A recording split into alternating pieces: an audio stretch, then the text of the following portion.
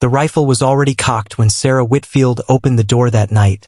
and the words she spoke into the rain-soaked darkness would echo through the rest of her days. "Please don't come inside, Mr. Garrett. I know why you're here, and I'm asking you, for the last time, to turn that horse around and ride away from my family." The town of Cutter's Ridge sat in the shadow of the Bitterroot Mountains, a scattering of clapboard buildings and dirt streets that turned to red mud whenever the rains came down hard from the north. Sarah Whitfield had buried her husband Thomas 2 winters before, when a rockslide during a timber haul had crushed the wagon and taken him from her and their young son Jacob in the space of a single terrible afternoon. She had been 26 years old then, with a boy of 5 clinging to her skirts and a homestead of 80 acres that the bank in town said she had no business trying to keep. She kept it anyway. She rose before the sun each morning to milk the 2 cows that remained to her. She mended fences with her own hands until her palms bled through the gloves, and she sold eggs and preserves at the mercantile to keep food on the table through winters that seemed determined to bury her along with her husband. Jed Garrett was a different sort of story entirely, and not a kind one. Men in Cutter's Ridge did not speak his name without lowering their voices, the way folks do when they are talking about a rattlesnake they have seen sunning itself too close to the schoolhouse. He had ridden with a rough outfit down in the nations for the better part of a decade, and though nobody could point to a hanging offense with his name attached to it, everybody knew the sort of company he had kept and the sort of things that company did. He had come to Cutter's Ridge 2 years back with a hard face, a harder reputation, and money enough to buy the old Pruitt spread that bordered Sarah's land to the east. He kept to himself. He drank alone at the Silver Spur Saloon, spoke only when spoken to, and there was a coldness behind his pale eyes that made the barkeep's hand shake a little when he poured his whiskey. Loneliness had settled into that man like frost into a fence post, deep and permanent, and it had made him mean in the way that wounded animals are mean, snapping at anything that came too close to the hurt. He had first seen Sarah Whitfield at the mercantile on a spring morning, her sleeves rolled up and her hair coming loose from its pins as she counted coins for a sack of flour, and something in him that he thought had died years before in a Texas gunfight had stirred back to life. He told himself it was nothing.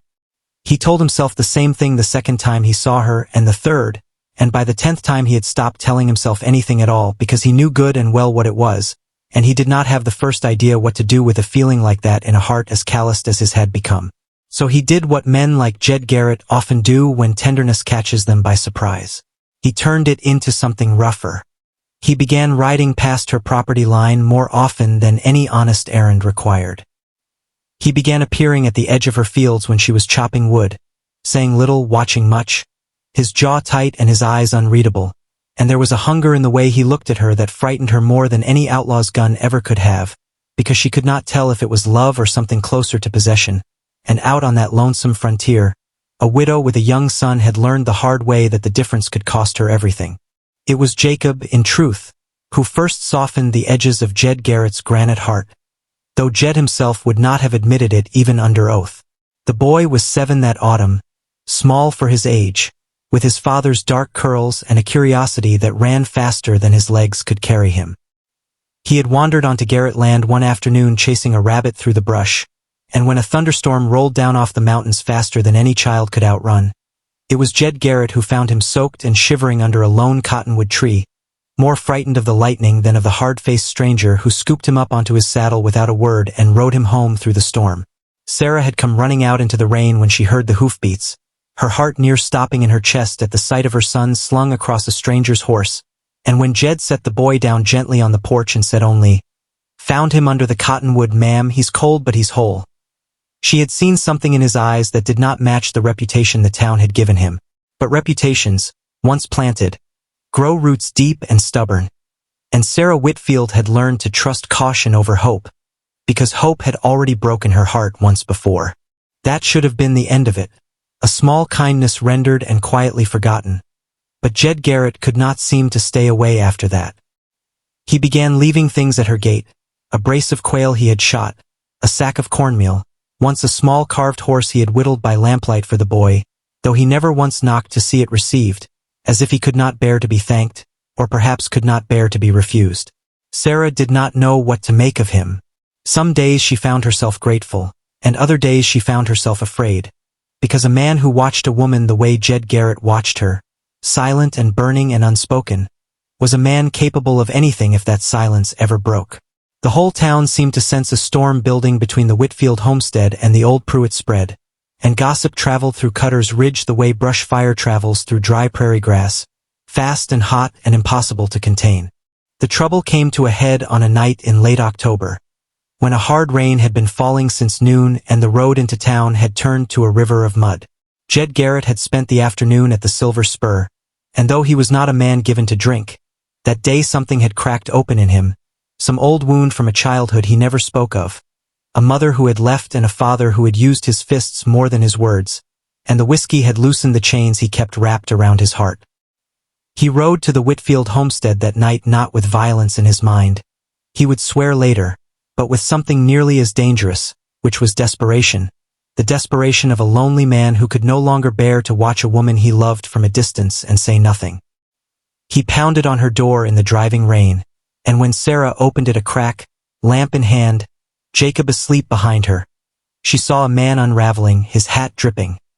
his eyes wild with a longing he no longer had the strength to hide, and he told her, voice rough as gravel, that he could not stand it any longer, that he wanted her, that he had wanted her since the day at the mercantile, and he took a step toward the threshold as though the years of silence had finally broken something loose in him that could not be put back. It was then that Sarah Whitfield raised the old rifle that had belonged to her husband, her hands trembling but her voice steady as stone, and spoke the words that would change both their lives forever. "Please don't come inside," she said, and there was no cruelty in it, only iron, the iron of a woman who had already lost one man to this hard land and would not lose her son to fear or foolishness. "I know why you're here, Jed Garrett, and I have seen kindness in you same as I have seen the cold in you. But a woman alone with a child cannot open her door to a man's wanting, only to his character, and you have shown me plenty of the first and precious little of the second. You ride on home now, and you think on whether you are a man capable of gentleness, or only a man capable of taking, because until I know the answer to that, this door stays closed." The words struck him harder than any blow he had taken in all his years of hard living, because they were true, and true words cut deeper than lies ever could. He stood there in the rain a long moment, his shoulders sagging beneath the weight of them, and then without a word he turned, mounted his horse, and rode back into the storm, and Sarah closed the door and slid the bolt and sat down at her table and wept, not out of fear, but out of the terrible loneliness of having to be strong all the time, of having no one to lean on, of wondering if she had just turned away the only man in 100 miles who might have loved her son as his own. Jed Garrett did not come around for many weeks after that night, and the whole town noticed the change in him, though few understood its cause. He stopped drinking at the Silver Spur. He began attending the little clapboard church on Sunday mornings, sitting alone in the back pew, hat in his hands, listening to Reverend Alden speak of grace and second chances with an intensity that made the old preacher take special notice of him. He rode into the hills for days at a time, and when he returned, there was something different in his bearing, something quieter, as though he were wrestling with the ghosts of his own past out there among the pines and the granite peaks, and slowly, gradually coming to terms with them. He began helping neighbors he had never spoken 2 words to before, mending a widow's roof after a windstorm, breaking a wild colt for old man Hutchins who had thrown his back, and the town of Cutter's Ridge began to whisper a different kind of gossip about him, the kind that spoke of change rather than danger. Winter came hard that year, the worst any of the old-timers could remember, snow piling up against the fence rails until the cattle could barely find grass beneath it, and it was during the cruelest stretch of that winter, when a blizzard howled down from the Bitterroots for 3 days without mercy, that fate gave Jed Garrett the chance to prove the truth of Sarah's challenge. Jacob had slipped out during a break in the storm to check on a calf he had grown fond of, wandering farther than he meant to in the blinding white, and when the wind rose up again sudden and fierce, the boy was lost, swallowed by a wall of snow so thick a man could not see his own hand before his face. Sarah's screams carried across the frozen fields to the old Pruitt spread, carried by a wind that seemed determined that night to either save the boy or claim him, and Jed Garrett, hearing that broken sound, did not hesitate for even a heartbeat. He saddled his horse in the teeth of the blizzard, tied a rope from his saddle horn to his own waist so he would not lose himself in the whiteout, and rode out into a storm that any sensible man would have called a death sentence. He searched for hours, calling the boy's name into a wind that tore the words from his mouth before they had traveled 10 feet. His hands numb, his face raw and bleeding from the ice, and more than once he nearly turned back, nearly accepted that the storm had already taken what it meant to take. But he thought of Sarah's face in the lamplight, of her trembling hands on that rifle, of the truth in her words that he had spent his whole life being a man capable of taking and never once proving himself a man capable of giving, and something in him refused to quit. He found Jacob at last curled against the lee side of a fallen cottonwood, the very same tree where he had found him once before, half frozen, his lips blue, his small body shaking uncontrollably, and Jed Garrett wrapped the boy inside his own coat, pressed him against his chest for whatever warmth his own battered heart could offer, and turned his horse back toward the rope line he had strung, walking the animal slow and careful through a whiteness that had no up nor down nor any direction a man could trust. They reached the Whitfield homestead near dawn, both of them half frozen, and when Sarah threw open the door and saw her son alive in the arms of the man she had turned away in the rain, something broke loose in her chest that she had kept locked tight since the day they buried Thomas. She pulled Jacob inside to the fire and wrapped him in every blanket the house held, and when she turned back to thank the man on her porch, she found him swaying on his feet,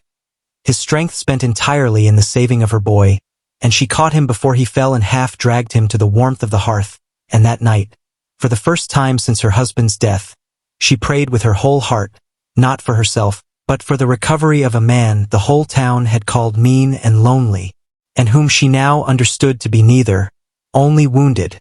only waiting all his life for someone worth healing for.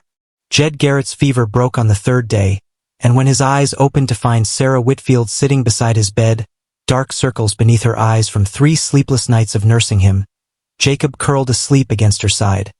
He understood in that moment that he had been given something he had never once believed himself worthy of, which was a second chance, not from the law, not from the town, but from his own battered soul, and from the grace of a woman brave enough to demand better of him than the world ever had. He did not speak of love that morning, not yet,